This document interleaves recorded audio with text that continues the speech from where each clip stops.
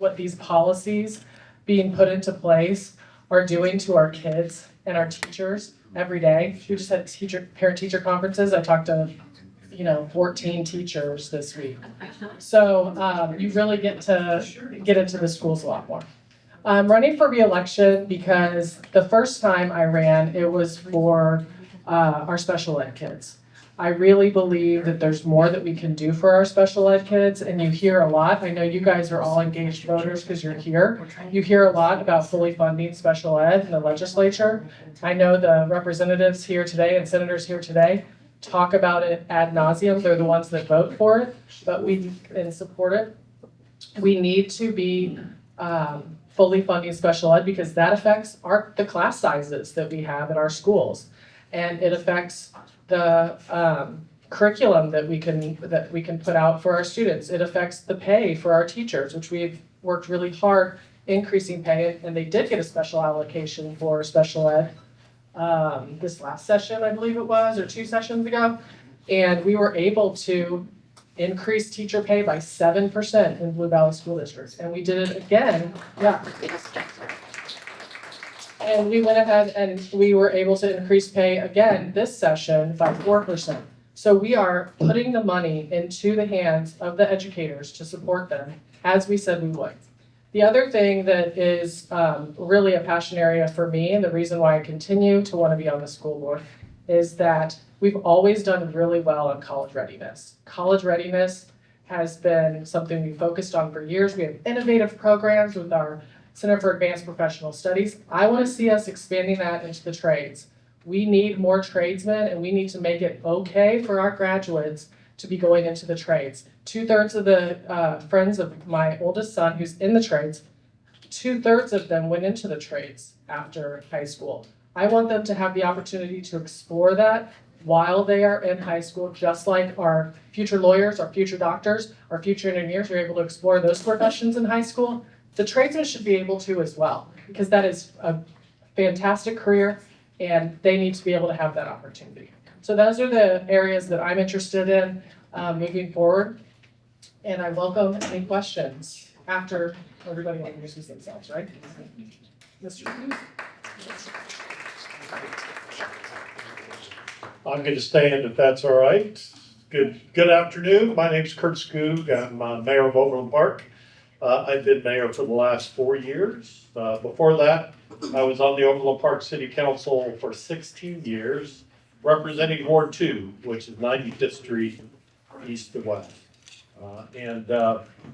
This is a really important election for a lot of reasons, especially with who we have up here. Overland Park's success from our founding in 1960 has really been based around 3 basic ideas: great neighborhoods, great schools, and great jobs, right? That is our recipe for success. That's what we've been focused on since our founding. That's why we're able to have the lowest property tax rate in the state of Kansas, the lowest property tax rate in the metropolitan area, because we have this great, strong economy that we have in Overland Park. Commercial properties pay twice the property tax that residential does on the same value. And so we just updated our comprehensive plan. Hopefully some of you participated in that. It was a 2-year community process called Framework OP. And it really gives us what I'm focused on going forward, which is the model for what the community thinks Overland Park should be for the next 20 to 40 years. And out of that, our one is housing, right? I think we all know if you've been in the housing market, or if you have friends or family that have been in the housing market, we have a housing shortage. And what the community said is we need more housing. We need housing of all types and all price points. So that's one of the big priorities that we have moving forward, is to build more housing. We build 300 to 400 single family homes a year, which if you haven't been farther south than here recently, you may not know that. But we do out south. We just need to build more. We need to build more for our teachers and our firefighters, our police officers, as well as first-time home buyers, as well as maybe if you're in my age group, empty nesters who are looking to downsize from their house and want to stay in Overland Park. So that's one of our priorities. Economic vitality I touched on earlier, but College Boulevard is the economic engine of Johnson County and the state of Kansas. Our industry is office space. We're not a manufacturing town. We're not a warehouse town. And so we need to make sure that we have the office space that both employees and employers want. And we want to be the premier destination for office space in the metro, the Midwest, and the country. So we can keep our economy going, our neighborhood strong, and our schools strong. Another one is mobility, right? Overland Park was designed around the automobile, right? And will continue to be designed around the automobile. But the community was very clear. We need to enable more options for walking and cycling. And we're very focused on that moving forward. We're doing a little road diet right now by City Hall if you're between Antioch and downtown Overland Park on Santa Fe Drive. We're doing road diet. We're continuing to implement more ability and create places that are walkable. And we're continuing to do that. And what makes people want to walk someplace is a gathering place, right? Be a city park or anything like that. We just opened our 84th city park, just a little bit farther south at 159th in Quivira. It's called Bietigheim-Bissingen Park. And if you haven't been by it, it's already being used at amazing levels. Bietigheim-Bissingen is our sister city in Germany. So there's no quiz on that later. You can just say BB. But I would appreciate all of your, well, I do appreciate all of your efforts and all of your interest. Turnout is going to be the key thing for this election. People who we do a survey every 2 years about satisfaction. And we see over and over 70% of Overland Park residents are either extremely satisfied or satisfied with Overland Park. Sometimes when you're satisfied, you don't go and vote. So I need to make sure if you're satisfied, or even if you're not satisfied, please go vote. We need turnout for this election to help all of us. And the more people turn out, the better our community will be. But please vote. Please tell your friends and neighbors, and appreciate the opportunity to be here this morning.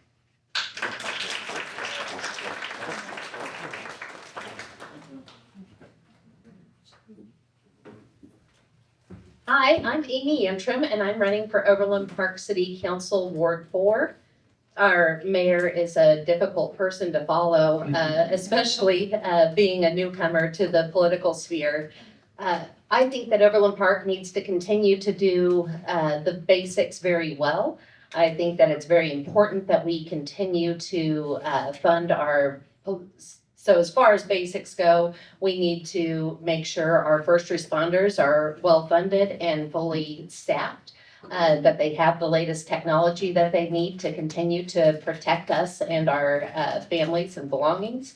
When we're talking about the basics as well, we're talking about infrastructure. So making sure that our the city that we're trying to build and the vision that we're trying to attain with Forward OP is built on a strong foundation of great roads, great sewer system, the sales tax that was passed for our roads, that we continue to implement that in a way that's responsible and makes the best use of our taxpayers' dollars. My background is in real estate. I've been selling real estate in the Kansas City area for the last 21 years. And so when we're talking about affordable housing, that's right down my alley. I've been hoping for and wanting more product to sell in Overland Park. I meet people all the time who want to live here. We have an amazing gift as far as a welcoming community, a place where people really want to live and grow their families and their businesses. And we don't have the opportunity for people to put down roots here. because of the lack of housing. So that is an area that I really want to focus on expanding. I talk to seniors all the time in my ward who are in these two-story homes but don't have a place that they can laterally move and stay within our community. So I would like to see more condos and villas, and I would like to see some of that as infill as well as out south. So that's some things that I look forward to working on. Something that I want to preserve that the city has always done very well is its welcoming environment. We talk about that a lot. The feeling that people get when they're in Overland Park, that this is a place that even though we're a big community, that we are welcoming and engaging with our neighbors. And that includes our parks department, those community spaces, getting our infrastructure, not really infrastructure so much as our trail system all connected to the Johnson County network so that we can gather even more. These are the areas that I'd like to work on as your city council person in Ward 4. Thank you all so much for coming, and like the mayor said, please get out and vote. Good morning. Good morning. I was handed this, so I'll use it. My name is Dr. David Benson. I am running for school board. I'm a 44-year career educator in Kansas, Missouri, and Iowa. Retired a few years ago out of Cedar Rapids, Iowa, the second largest district in that state. As part of my 33 years in the superintendency, a third of that time, 11 years, I was superintendent in Blue Valley. Both of my children graduated from North, and both have been very successful. Go Mustangs, yeah. And now my 6-year-old grandson, and you want to see the cutest person in the world, I can show you, is starting his educational career as a kindergartner in the Blue Valley School District. So I am personally invested, not only for my children there, but now my grandchild is starting to matriculate through the grades, and I want to be part of that. As a career educator, I have degrees from Pitt State, from Wichita State, and a PhD from Kansas State University. Any Jayhawks here? Yeah, okay. Yeah, there you go. I want to be on the board to assure the continued success of Blue Valley schools. We have a solid board, and I am taking on the one person who regularly votes no on many issues. Let's talk about academic excellence. We have a great record in that department, and we have many families who move here for the academic excellence, and they also move here for our assistance programs, particularly our special education program. Gina has already talked about the underfunding problem with special education. If we could solve that, we would have a lot more money available for other academic programs. Many of you, I was a teacher before IDEA, the Individuals with Disabilities Act, was passed. Back then we had hidden kids. We had hidden kids who never came to school. And IDEA was set up to stop that and to integrate all children into the school environment.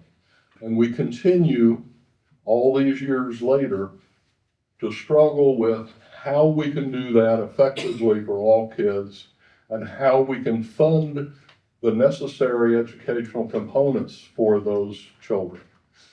So it is an ongoing issue, and the feds promised us 40% funding. They've never even come close. And so the burden has fallen to state government. I was also a legislator for one term, and I know what these fine legislators have, when they support things that the majority party will not support. So it's very difficult for us to stay on top of all of these demands. Second thing, besides academic excellence, I want to talk about safety. I was a teacher when churches and schools were kind of sanctuaries and we didn't have a lot of issues there. But that's no longer the case for either, unfortunately.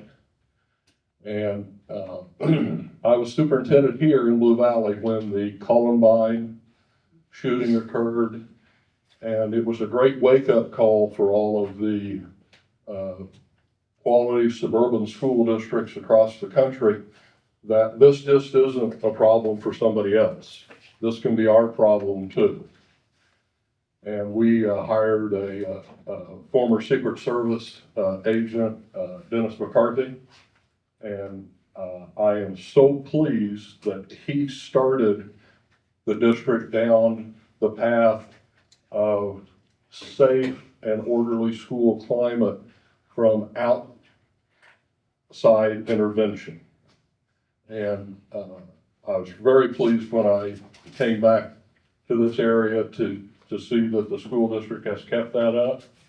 And at the board discussion just last month, there was discussion about whether or not we have the adequate security of all of the school buildings that we need. So having a safe and orderly school climate is imperative.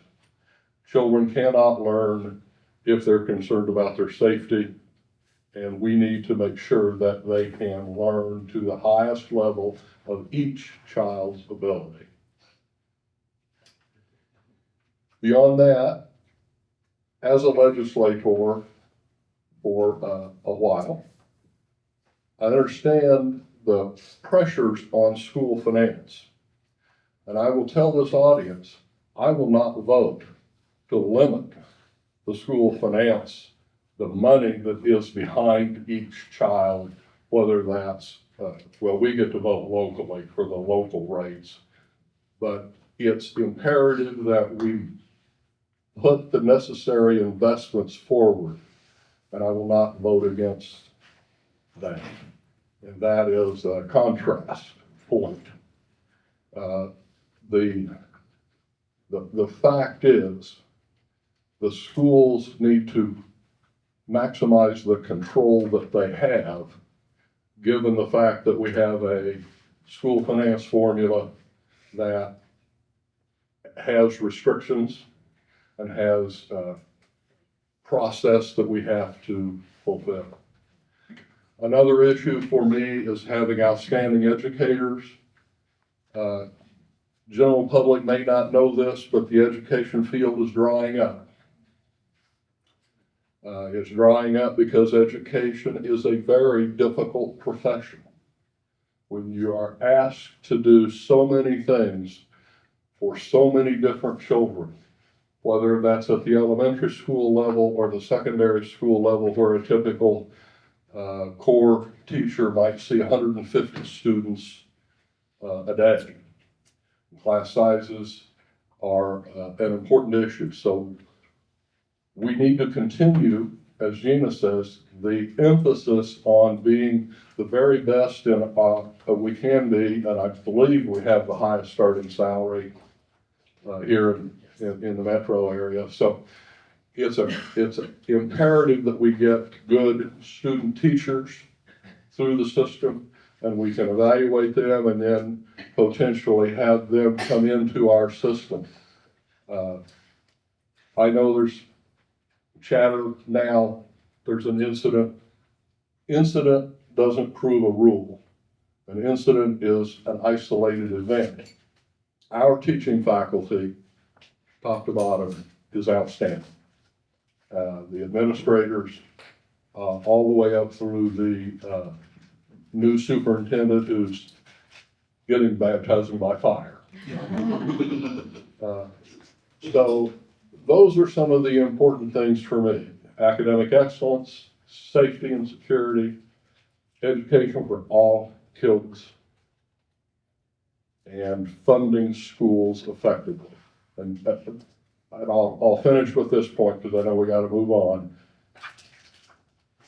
The school finance formula is going to be rewritten either in this next term in 26 or in 27, depending upon the leadership and their decisions. And there's also a gubernatorial race in there, so it's a little complicated from the political point of view.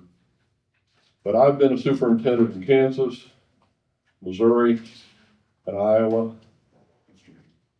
I know school finance. I know what we do. I know what other states do. And I hope that as a board member, I will be able to add my expertise to the discussion around what we need to do to finance schools. Thank you very much for your attention. I look forward to any questions if we have time.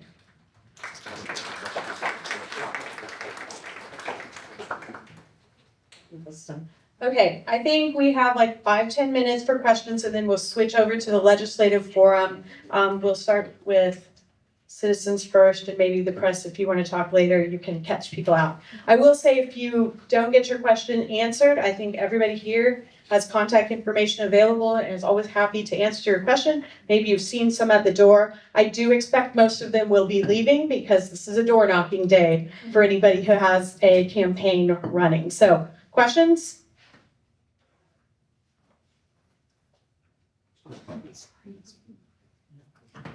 This is for Gina. I think it's real interesting about focusing on the trades, and I just would like to know a little more about that. What kind of programs, et cetera, would do that? Absolutely. So we currently. Yeah. All right. We currently have career-ready programs available through Johnson County Community College. We have a certain number of slots through Johnson County Community College. It's been overwhelmingly successful. More successful than Johnson County Community College can handle, actually. And so they've limited the number of spots that we can have in these programs because the trades are growing so quickly that companies are coming into JCCC and hiring them before they graduate from JCCC. So it's a wildly successful program. What I would like to see is our CAPS program. So we have a building over on 151st in Metcalf that houses our Center for Advanced Professional Studies. We do legal program, we do medical program for veterinary, et cetera, all the professionals. I would love to see a CAPS program for the trades. And what they do is it's 3 hours out of the student's day for a semester. They go in and like for the legal one, for example, they'll go to City Hall, they'll go to the police station, they'll go visit some prosecutors, et cetera, et cetera. So they are really digging into different areas in that field because there's not just one thing you can go into in vet med or in marketing, or et cetera. So I'd love to see that for the trades. Just real quick, I know it wasn't addressed to me, but in my experience, we had a technical school in Salina that K-12 public school managed. And so I was experienced hiring people out of the trades to do what Gina's talking about. And I think just the last thought is we can't forget our trade unions. They want good people. They want to help train good people. And we can coordinate with our local trades council how we can operate a high school level CAPS program for the trades. Okay, then do we have an Overland Park centric question? Look at the priority.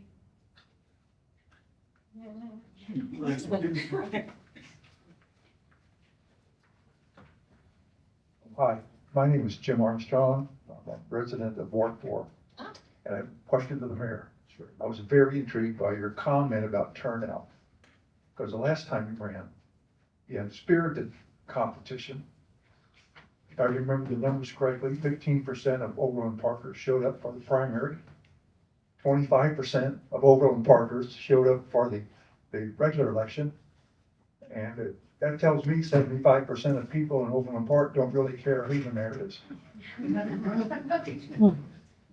You know, we have a challenge in the United States that unless we have huge media events, people don't turn out, right? Like a contested presidential election. So you take that to the local level, right? And again, when people are satisfied, they think it's just magic that Overland Park has this high quality of life just because, right? And so if we get 15 to 20%, I will be very happy.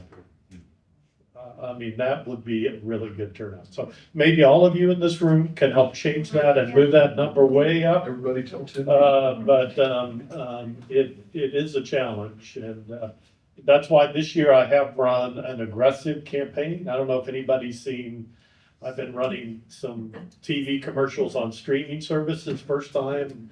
I think anybody's done that on a city council level, at least in Overland Park. And again, the reason is to get awareness out there to help people be aware and turn out and vote. And so hopefully that will have an effect to get people out. But I can tell you that people are very passionate about Overland Park. I hear it all the time. The best part of this job is talking with people. And we just need to give them a little nudge to get out and vote. Okay, with that, let's thank our local candidates for serving us and we'll stop.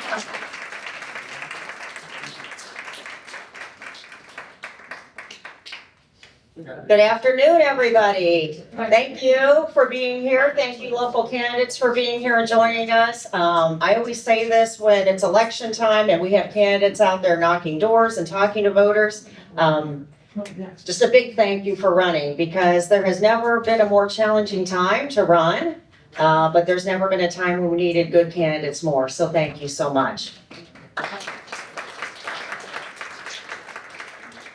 I'm Senator Cindy Holscher. Again, so pleased to be here today. I have my friends. This is always Senate 8 and Friends, where we have some of our local representatives here as well to give you an update on what's going on legislatively. We'll all get a little quick update because I know several of us have interim committees that have been going on the past couple months, but obviously we'll share some information with you about redistricting, which has been a very hot topic. And a number of us have been leading the charge on pushing back on those efforts to split up Johnson County and to take away the voices of the voters here. So we'll all go a little bit more in depth in that first, but I first want everybody to introduce themselves, let us know what interim committees you're on, and then your regular committees, please. Thank you. I'm Linda Featherston. I represent House District 16, which starts up at 95th Street, goes down to 129th Street with Quivira as our center. I do not have any interim committees. I am living my life as a piano teacher and keeping up with the emails from the legislature and knocking doors for my local candidates. In the normal, that's kind of a odd word to use for the legislative session. I am the ranking member on agriculture, I'm the ranking member on local government, and I serve on education and water committees. Good afternoon, everybody. Mary-Lynn Poskins, Kansas House District 20. That's Leewood and Overland Park, about state line 95th to 135th over to Mission Road, and it narrows down 103rd to 127th over to Metcalf. I always talk about my schools because that's the number one reason I ran. So I have Blue Valley North and Shawnee Mission South attendance areas in my district. I do have a blended family of 7 children who spent 90 years in K-12 classrooms, 62 of which were in Johnson County Public Schools. So I really appreciate the school board members coming, and be sure to get out and vote for the good ones. Thank you. And I'm not on any interims this session, and I'm keeping myself busy as my colleague, Representative Featherston. During the regular session, I serve on the K-12 Budget Committee, and you heard a little bit about that. And you really need to pay attention to what they do or do not do with that K-12 funding formula. Very, very important. I serve on labor, commerce, and economic development, I think I said that wrong. It's okay. Yeah, anyway, and I also serve on, well, we've got a few, financial institution and pensions, and I have the very, very deep honor of being the ranking member of the Veterans and Military Committee, as I'm the daughter of a career Air Force pilot. Thank you. Good afternoon, everyone. I'm Dan Osman, representative for District 48. That goes from about 119th Street to 159th Street, Schweitzer to Metcalf. Just as a housekeeping as well for the candidates, because they didn't describe exactly their area, I'd just like to say, if you live in the Blue Valley School District area, you can vote for both Gina Knapp and Dave Benson. They're at-large seats, effectively. If you live in Overland Park, obviously you can vote for Mayor Curt Skoog.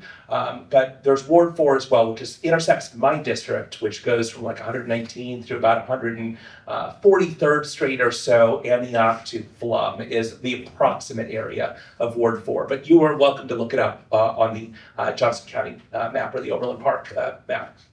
So I am on Commerce, Labor, and Economic Development, Fed and State. I'm the ranking member on Judiciary. I've got a number of interim committees, but I'm also the policy chair for our caucus. And so one of the things I'd love to talk about today is what can we do for you this upcoming term? Because we all as legislators have the ability to bring forth legislation on behalf of you, our constituents. But in general, I want to rally our caucus behind really good causes that we can affect change in Kansas. So love to hear that from you. Thank you. Hello, I'm Representative Stephanie Clayton. I represent the area from Metcalf to State Line, 83rd to 103rd, so I don't really belong this far south, but this is one of the reasons. So we don't talk about this a lot, but gerrymandered redistricting can happen at the House and State Senate level as well. So I used to just have Senate 7, which represents Northeast Johnson County, which is more, I represent parts of Shawnee Mission East and Shawnee Mission South attendance area. And so that was more representative of my district. Cindy's doing a great job, but I've been, the southern portion of my district was drawn into a Blue Valley district, not a Shawnee Mission district. So I'm definitely a fish out of water here. I don't think I belong in Senate 8 any more than Lawrence belongs in the Big First, but here we are.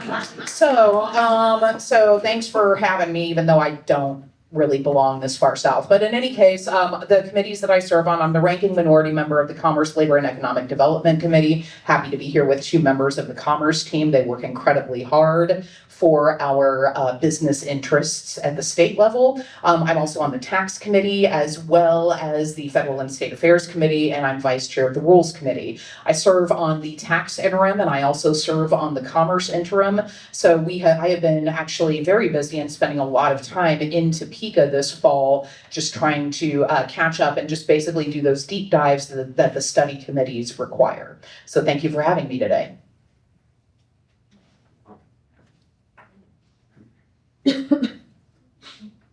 I just realized I forgot to tell you the committees I serve on and give the updates. That one? Oh, there we go. Again, Senator Cindy Holscher, Senate District 8. We are happy to have you here, Stephanie, anytime. And I would tell you what an honor it was to get some of those districts that were hers, because Stephanie has, over the years, knocked a ton of doors and talked to a ton of people. So everybody knew her as I was canvassing some of those areas that became mine. So just very, very appreciative of the dedication she has had to her constituents, as well as all of our representatives here. I'm feeling a little bit envious because while some of my peers haven't had interim committees, almost every committee of mine has had interim meetings. You may recall we finished session in April, which was quite a bit earlier than normal. Usually it goes towards the end of May. But there was a rush to get out of session this year. And so maybe that's why I've had so many interims, because a lot of business did not get handled in regular session. So I'm on the Coach Committee, Healthcare, as well as the Budget Committee and Utilities. And honestly, the only one of those that hasn't met recently or isn't planning to is Utilities. All the other 3, we've had different meetings throughout this interim period. So, and that costs taxpayers money. Same as special session, which probably I want to talk a little bit about that. You all probably read a couple weeks ago that leadership has approved the special session in terms of the dollar amount. Little over $400,000 approved for special session. Initially slated for November 7th, to begin. But a number of us have been working very, very hard to push back against the possibility of that special session. So I'm going to ask the rest of you here in just a minute. My understanding was there were about 9 representatives who had not signed on to the petition for the special session. Just to give a little background, the governor can call a special session or the legislature can. But the legislature has to get 2/3 of their members to sign on to allow it to move forward. So there was a big rush to try to get all these signatures, and there were some representatives who didn't want to sign on. We've got a couple of members who said that they feel it's against the Constitution to do this redistricting. So they pushed back. So I believe it was about 2 weeks ago, there were 9 folks that we had identified that were not signing on. My understanding is that number has dropped some, but there's still, it looks like some difficulties in leadership getting the appropriate number of people to sign on to move it forward. But remember, there was a visit to Washington, D.C. While it seemed like that visit was to be about redistricting, some of our peers are saying that wasn't a topic.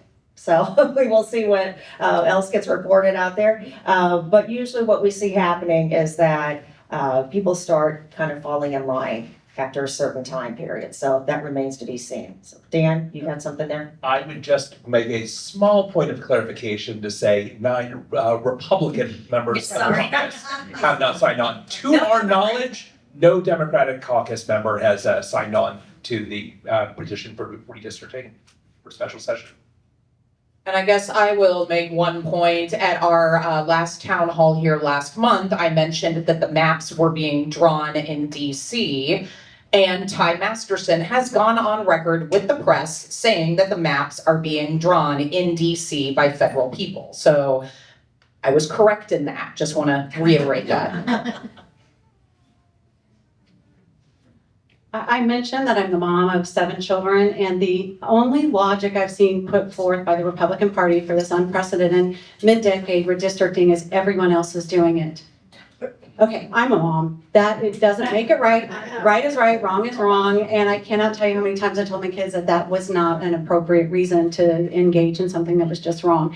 So that's the only logic that we've seen. One of the other things that are out there is, we can draw 4 Republican districts, and I want to point out some numbers that I think are really important about this. And before I do that, I want to tell you all to keep reaching out to your representatives, because that is the most important thing to them when they hear from, if they know that there will be repercussions for them if they vote for this.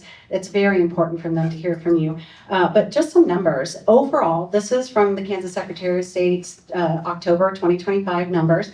Only 45% of registered voters in the state of Kansas are registered as Republicans. How does that equal 4 out of 4 congressional seats, first of all? Then you will have some people say, well, 57% of the state voted for Trump.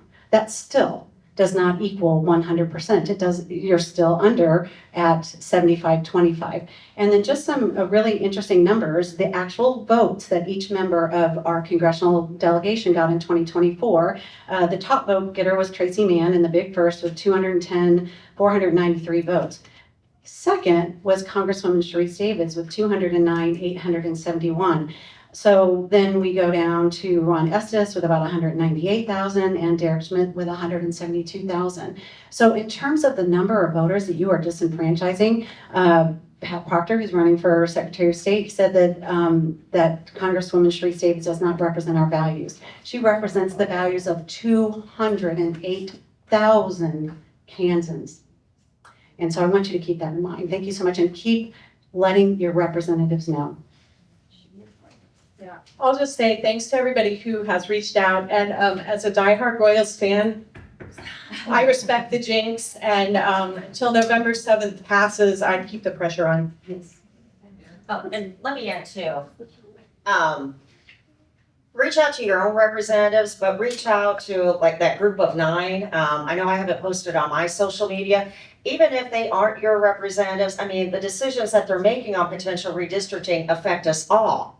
So it is very much within your right to reach out to those individuals, whether they're your direct representative or not, because like I said, this is a big initiative in terms of redistricting that impacts all voters. And also feel free, if you're sending out those emails, to CC a friendly. in terms of, somebody that you know that is aligned with you. In this case, the 9 that we're reaching out to, we want to continue to encourage them to say, please, stay strong. Don't sign the petition for redistricting. We're opposed to that. So like I said, you want to encourage them, to not fall under pressure, so to speak. But those 9 are posted on my social medias if you need them. Yeah, don't be mean to them because then they might Yes. change their mind. Yes. Well, and I do want to add that both Representative Clayton and I have been the Johnson County Delegation Chair before, and you need to consider, and Holscher, I'm sorry, I didn't know that. So 3 of us sitting here have been the Johnson County Delegation Chair before, and it's incredibly important that our delegation, Republicans and Democrats, come together and do what is good and right for Johnson County. Our needs at the federal level are much greater, or not that they're much greater, but they are different than some of the other districts. And we need to have one person fighting for the county as a whole. And I will tell you that it's known that some Republicans in Johnson County have signed on to this. So very important. We've had the Overland Park Chamber of Commerce come out against redistricting. From a business perspective, it would be devastating to draw up Johnson County into 2 or 3 or 4 districts, however it is they think they might manage this. Thank you. All right, while we're on the topic of redistricting, are there people who have certain questions? And then we'll probably move on to education because there's some things going on with the formula that we need to talk about. But any particular questions in regard to redistricting?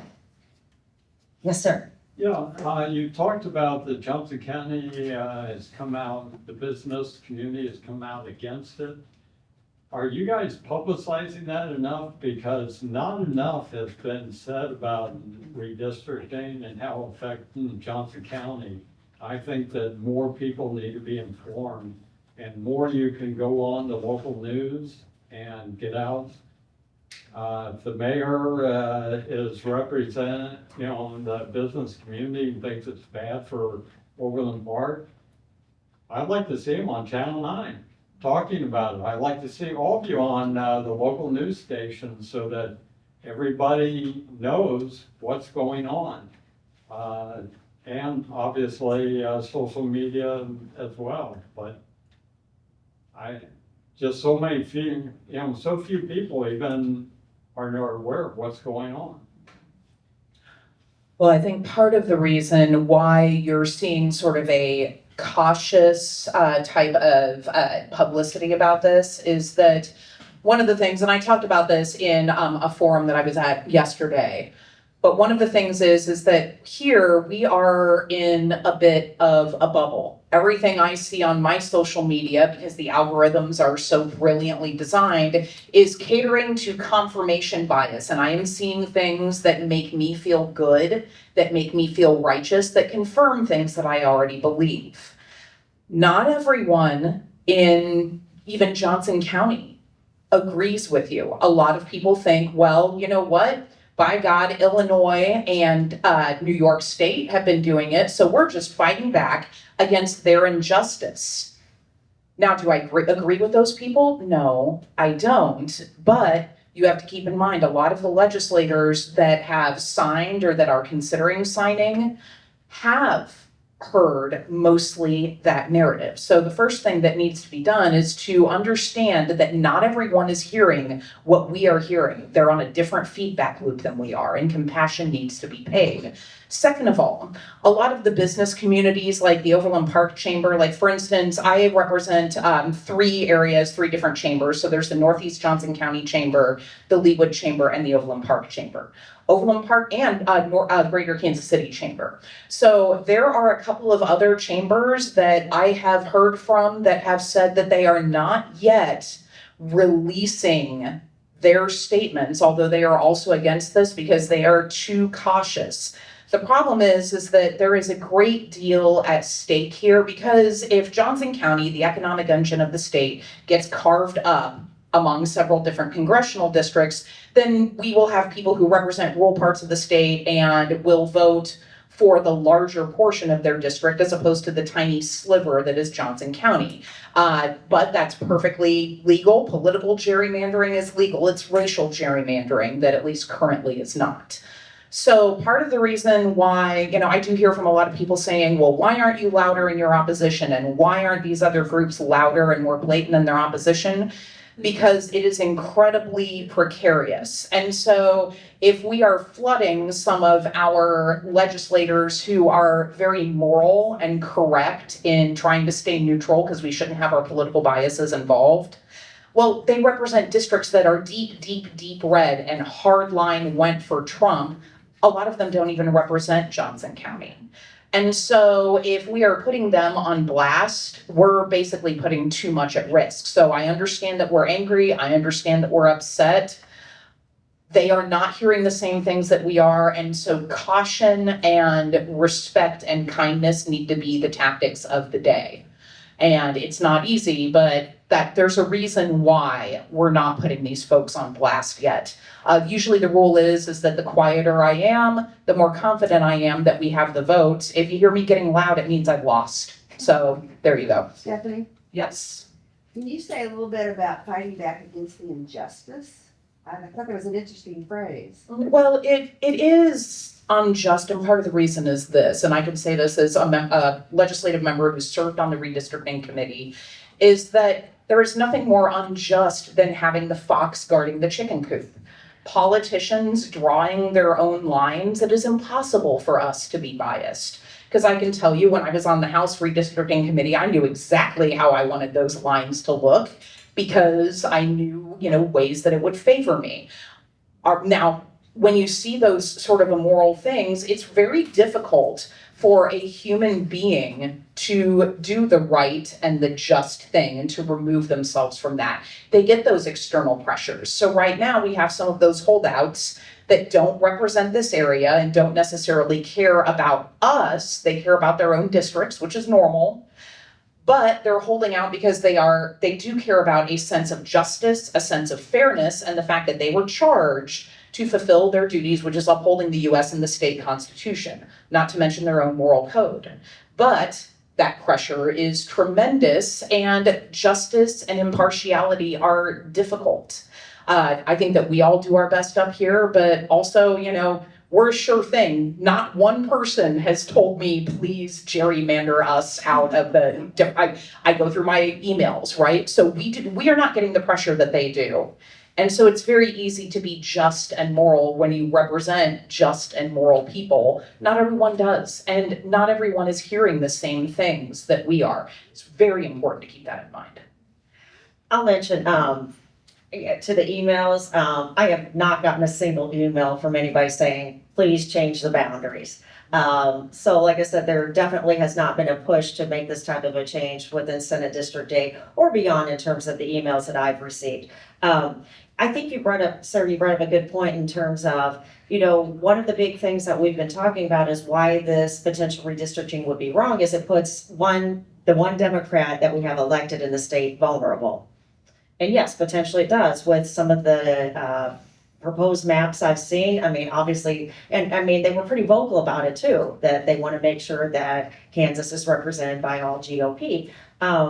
But the other thing that I don't think we've talked enough about, honestly, is the economic impact. Because while we're talking about the possibility of a Democratic representative being put, in jeopardy in terms of elections, I mean, the economic impact comes down to the fact that, we are awarded federal grants. By changing these boundaries and splitting up counties, it puts us in jeopardy in terms of those grants. I mean, if you take a look at Sharice David's website, I think there's one tab there that lists out different grants that have been made to the area for the small airport, just certain projects. Again, those grants often are based and come down to the county, and the county is responsible.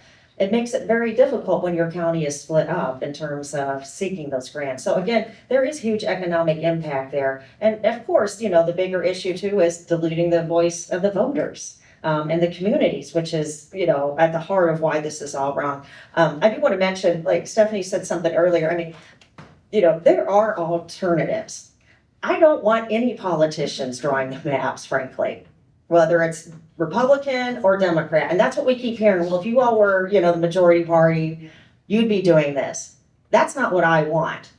I mean, we do have guidelines put in place to prevent this. But those guidelines aren't codified, they're not law.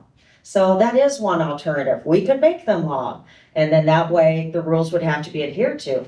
But the other thing, which is done in some states, is they have an impartial, nonpartisan group do it.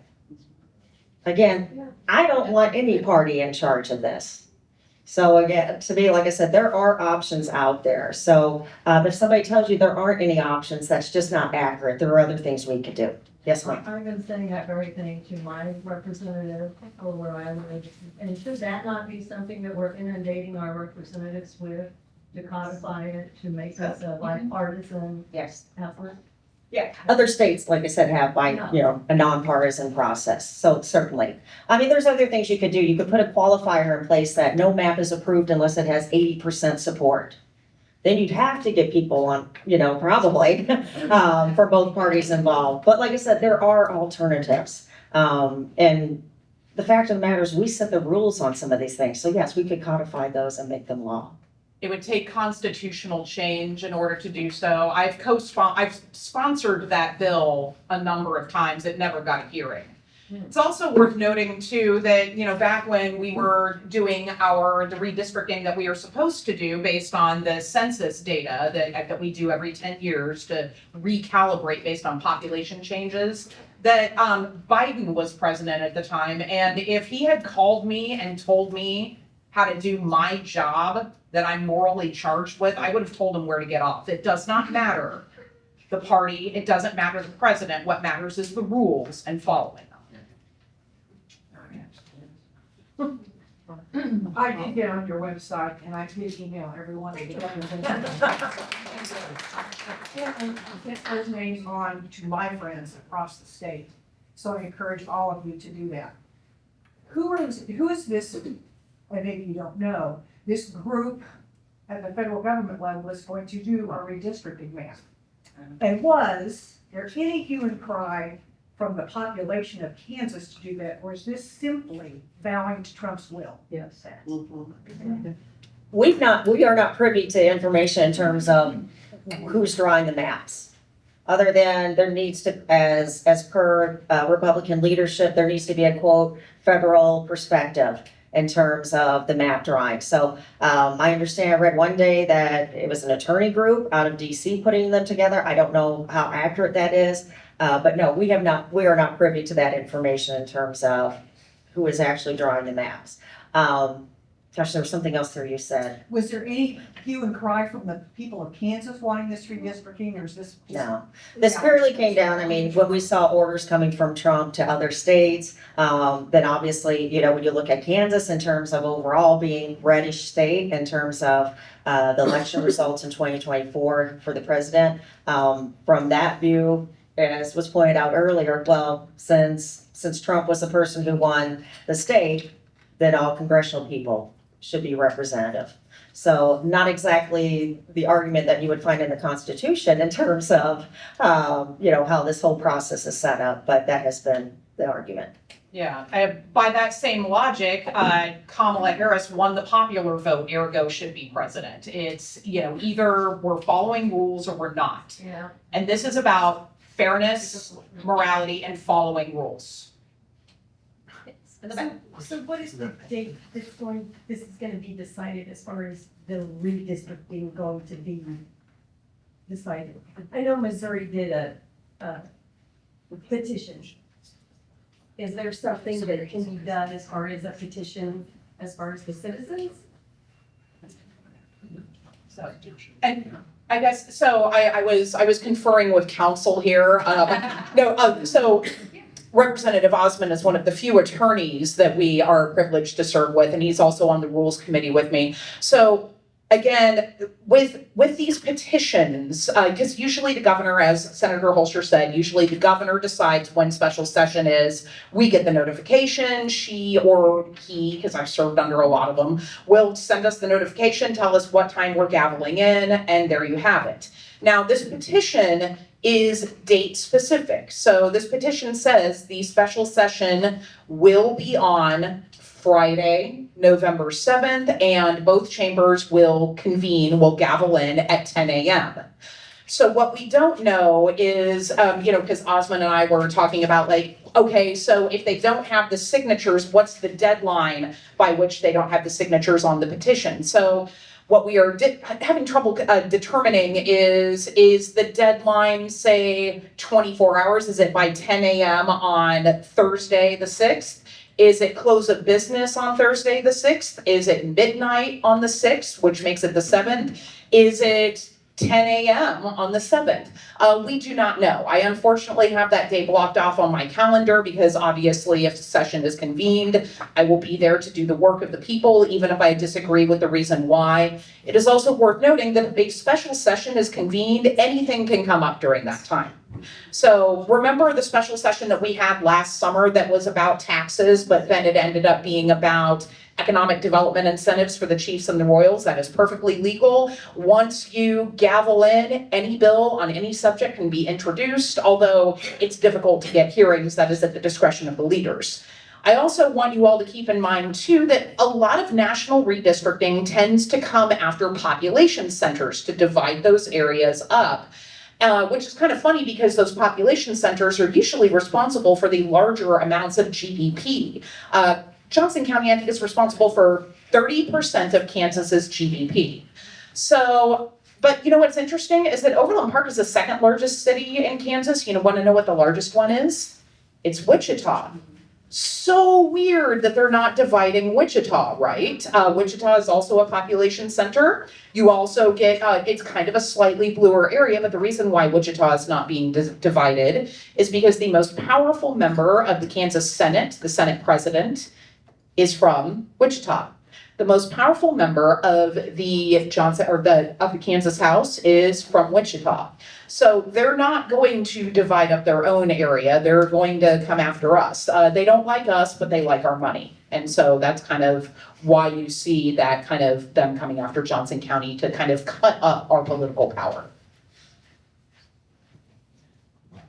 I think one thing that needs to be mentioned is when this talk of redistricting first came up, Governor Kelly said, well, GOP, if you want to do this redistricting, you need to have town halls to hear from the people. Anybody have any idea of how many were scheduled? So we did not see our peers schedule town halls to hear from the people. So 2 weeks ago, I scheduled one. Representative Clayton was there because she's part of the redistricting committee. And we had a great crowd that attended to share their thoughts on redistricting. And I will tell you, nobody in attendance seemed to feel that this needed to be done. So we heard the voices of the people in terms of what they were thinking. So I haven't seen any other schedule, any town halls, but I think the schedule and the calendars is something to think about. Again, November 7th is that planned day potentially for session. But if they're not getting the signatures and then it starts getting pushed back, we start getting into what? The holidays. It's really hard to convince legislators, believe it or not, to go to Topeka for the holidays. Lots of times people have plans with friends and family. So as you start getting into those holiday months, it does get more difficult. So my message to you is I'm going to keep pushing back against this. I want the rest of you, to keep contacting those individuals, those 9, and again, encourage them to stay strong, not to sign the petition, because again, I think, timing is an issue here too as we start moving into later into November, December. Yeah. Let me get him first real quick. So, supposing they can't accomplish this by November 7th, what's the federal deadline when they would have to have boundaries drawn before the election in 26? All right, so again, this is unprecedented, right? We have never done mid-decade redistricting. So let's say that now remember, we've had the 2/3 majority in the Senate sign it, but if we don't get all of the, enough House members to sign this petition, they have a couple of choices. They can either do a new petition, and so they would have to start from scratch in both chambers with a new date. And again, as we get closer to the holidays, it's trickier, but a lot of us were there for the session in 2021 that was, I think, like the Monday before Thanksgiving. So it is not outside of the possibility. Let's say that they can wait until regular session At least if nothing else, that won't cost you all extra money. They could just do it at any time. It is also worth noting, and this is way wonky, but so we used to have town halls. We did when we did redistricting in 2021/2022. Not only do they not have to do town halls, they might not even have to do a committee hearing, because if they have 2/3 majorities in both the House and in the Senate, then they can introduce these new maps, not have a committee hearing, and just do emergency final action subject to amendment and debate. Say that 3 times fast. No hearing. It's just like, bam, here's HB 2001. It's these new maps. We're going to debate them on the floor and possibly amend them, and then take the vote. So we might not even have the opportunity to have a committee hearing, but it is perfectly within the rules. You got another question, Seth? She answered it about going into regular session. If they could do that. So. Anybody else have questions on redistricting? Oh, Christy, go ahead. It's not actually a question. It's just that, they're gonna vote on it that day, that if they do that. Maybe. Probably. It's not okay with me. And in Missouri, they had 6,000 people. They filled every floor for 4 floors and protested against it. They had 6 buses coming from Kansas City and St. Louis. And I'm going to do my best to make sure we have 6 buses coming from Johnson County.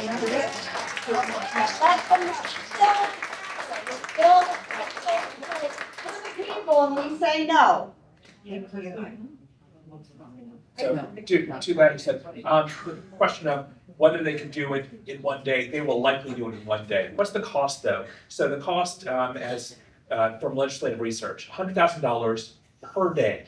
And that does not include a $50,000 travel stipend. So that includes everybody that has to come back, but also revisers and legislative research and clerks of the court and bailiffs, over sergeant-at-arms. They all have to be there, and that costs $100,000 plus $50,000 in travel expenses. So that's per day. So you have not only that, then you have a second day, that's $250,000. You have 2 days add the veto session on top of that, that's then $400,000. We're talking, it starts to add up very significantly, but the question of how fast can they do it, they will likely try to do it in a single day. I'll throw in one thing for Kansas Agriculture since I sit on the Ag Committee. When we had these hearings before, Western Kansas and our agriculture community said repeatedly, we do not want to be in the same district with the metropolitan areas. You know why? Because we are going to outnumber them by population, and then there will be no vote for farm communities. Now, Sharice Davids has done an amazing job representing our 2 new communities, getting herself on the Ag Committee and representing them, but nobody wants this. Politically, yes, there might be people who do, but when people have the time to think about it, to look at how the map was, even the Ag Committee or the Ag community was very concerned that they would lose their voice entirely, even if they're represented by all Republicans from Eastern Kansas. Eastern Kansas does not equal Western Kansas. We have different needs and different thoughts. So it's just bad all around. You know, one thing I didn't mention, during the months from April to the end of July, I did 60 town halls across the state. And as I was saying earlier, I've received no emails from any of my constituents saying that they want redistricting to happen. But again, those 60 town halls across the state where we were discussing issues pertinent to the people, nobody at those town halls said they wanted redistricting. So, and those were, you know, red areas, blue areas, urban, rural, a mix of people and affiliation. So I feel pretty sound and also hearing from, you know, what Linda has said about the agricultural committee. And like I said, from being across the state, I feel pretty sound in the belief that people overall do not want this. This is politics over people, of course. In about 15 minutes. Okay, you know, I would like to get a little bit, what's that? Go ahead. I would like to get a little bit of an update in terms of education because you all probably have been hearing about the formula and there've been some meetings about that. So I'm gonna hand it over to Mary-Lynn to talk a little bit about that and whoever else wants to jump in because obviously, education is pretty much the reason most of us ran for office in the first place. It's supposed to be our number one priority, funding our schools. So what's happening in terms of potential changes with the formula would impact all of us. So I'm gonna hand it over.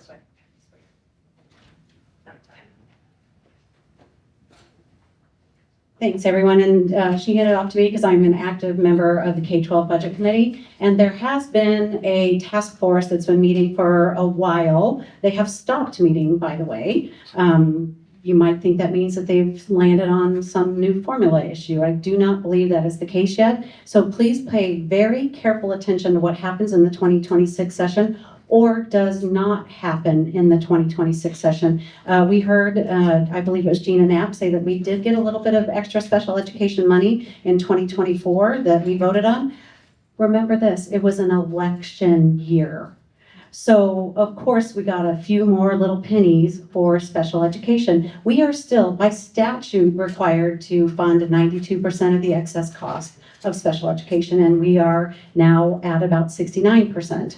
The last time that it was fully funded at 92% was in 2011. Do you want to know what happened then? The Republicans got a supermajority in both chambers, and since that has happened in 2011, special ed has not been statutorily funded. So we do hear, and we're very grateful for the lawsuits, I mean, not actually for the lawsuits, but for the outcome of the lawsuits, that we did get a funding formula for general education that is considered constitutional. And because the Supreme Court retained jurisdiction over that case, Republican legislators could do nothing about the formula. So when you hear a Republican say, I worked with Governor Kelly to fully fund our schools, they actually had no choice. They were under the, still under the jurisdiction of the Supreme Court. So it's going to be very interesting to see what they do moving forward. Another thing that happened in 24 that was really important, we hear a lot about our test scores. We passed a blueprint for literacy with the idea that we would be funding that for 4 years at $10 million a year. First thing the Republican legislature leadership did when they came back is stripped the additional funding for our blueprint for literacy. We know how to teach our kids to read, and the Republicans funded it once when they were up for election and stripped it the very next year. So watch carefully what happens with that general education funding formula or does not. I've said that 3 times now because I think that's going to be very important. Keep in mind that yes, we fully fund the K-12 formula, but we strip schools of money by not funding special ed to the statutory requirement. And what happens is every IEP must be fulfilled in the state of Kansas. That's federal law. None of us would want it any other way. And when you underfund special education, the school districts have to sweep money that is for general education into special education funding, effectively defunding the K-12 formula. So keep in mind, the actual formula we have now expires in 2027. So really, the legislature has known about this for years. It's not like that's a surprise date. We've known about it for years. So with effective governing, there would be a new formula in the 2026 session that would pass, and all the voters would know what the K-12 funding formula is going to look like. You have to keep in mind that districts need stability and understanding of what is coming their way in order to effectively run their districts. If we don't give a school formula in 26, think about that. In 2027, the formula is gone. And if they pass one in 27 after they've been elected, how are our school districts going to respond to a budget that they just find out about probably at the end of session in May that would start July 1st?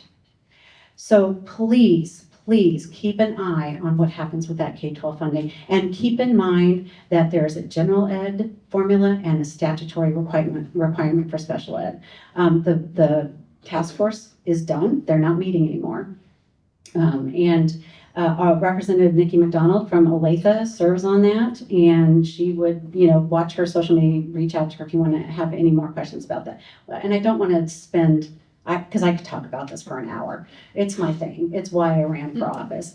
But I think we should move to questions about it, and any other panel members that want to say something about that. Go ahead, sir. So, you mentioned, litigation against the plan, does that stand for current underfunding? So the litigation applies to the general K-12 finance formula, and that formula is in effect until 2027. After that, it's free game, free rule, and they can pass whatever they want after that. What I will tell you is you are probably aware that there is a constitutional amendment that will be up in August of 2026. We've gotten used to voting no in August. Let's keep that up. About electing our Supreme Court justices. And one of the primary reasons for that is they don't want to be told by the Supreme Court that their funding formula is unconstitutional. And so if they can put enough big money, you know that public education is under attack across the entire country from the top down. And so big money goes into this, because when you defund our public schools and then the for-profit private schools come in, all kinds of things happen. So there's a lot of monetary interest in that, and they will put a lot of money behind the justices that they think will let them defund our schools. The statutory requirements for special ed. Correct. Is there any litigation against that issue? There is not currently, and it is in statute, but one legislature can't bind another, and so they don't actually have to follow the law. The law and order folks don't have to follow the law, and they are not. That is the law. It has not changed. I would expect them in the K-12 formula to also be looking at special education and potentially changing the statute. So they have free reign in 2026 and 2027 to do whatever they want. And if they pass the election of Supreme Court judges, they can fund Supreme Court judges who will not side with public education in what I would expect will be lawsuits again if they underfund and if it can be shown that it's not constitutional again. But keep in mind that litigation took a decade or just over a decade to land on a constitutional formula. Anybody else on education and the formula? Pay attention. Thanks. I know it's hard with everything going on, but pay attention. We'll go ahead and wrap things up here, and I think most of us will be around if you have additional questions, but a couple things I'll mention. You may have noticed 2026 elections sound pretty damn important in terms of an amendment on the ballot in August. I'll be on the ballot in August, and additionally, House seats. So every House seat, 125 of them, will be on the ballot next year. So if we're talking about looking at the funding formula and all of these other things that have to be happening, boy, it would be great to have a little bit more balance in the legislature. So I tell people, tell 5 friends. Can you find 5 friends outside of this group? You all are going to vote. I'm pretty confident. You're engaged. You're paying attention to what's going on. But you probably got 5 friends out there who maybe don't pay attention all the time, who don't vote consistently. I need you to reach them to make sure that they show up to, again, help us flip some of these seats, help us with that amendment in terms of voting it down. And again, we have a governor's race next year. And there are some very, very extreme legislators who have lined up to run in that race. And I'll tell you this, after a number of us have been pushing back against the restart of the Brownback experiment, defunding of our schools, we know what their agenda is. And if any of those extremists win, those bad bills that we've stopped, make it to the finish line. And that dramatically alters Kansas in terms of our school funding, in terms of the tax structure. And if you thought the Brownback experiment was bad, wait until you see what they want to put in place if one of them wins. And it pains me at times to think Stephanie and I were co-founders of the Women's Bipartisan Caucus back in 2017. A lot of work was done to end the experiment. We formulated the plan in that caucus. But again, every year they've tried to restart it.